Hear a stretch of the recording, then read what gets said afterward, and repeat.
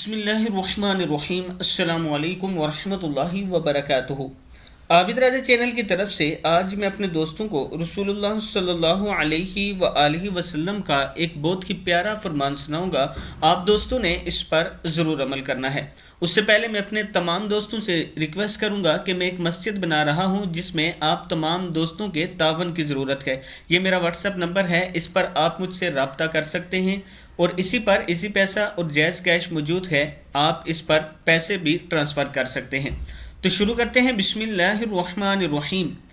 رسول اللہ صلی اللہ علیہ وآلہ وسلم نے ارشاد فرمایا، جہنمیوں کا دان احد پہاڑ کے برابر ہوگا اور اس کی کھال کی موٹائی 3 دن کی مسافت کے برابر ہوگی۔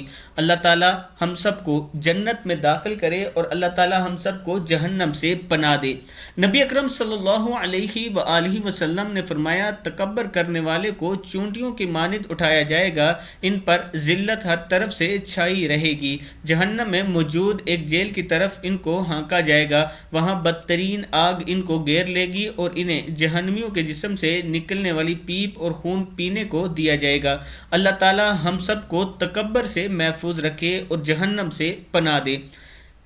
تیسرے نمبر پہ رسول اللہ صلی اللہ علیہ وآلہ وسلم نے ارشاد فرمایا، میری امت کے بعض جہنمیوں کو اتنا بڑا کر دیا جائے گا کہ وہ جہنم کا ایک کونا ہوں گے۔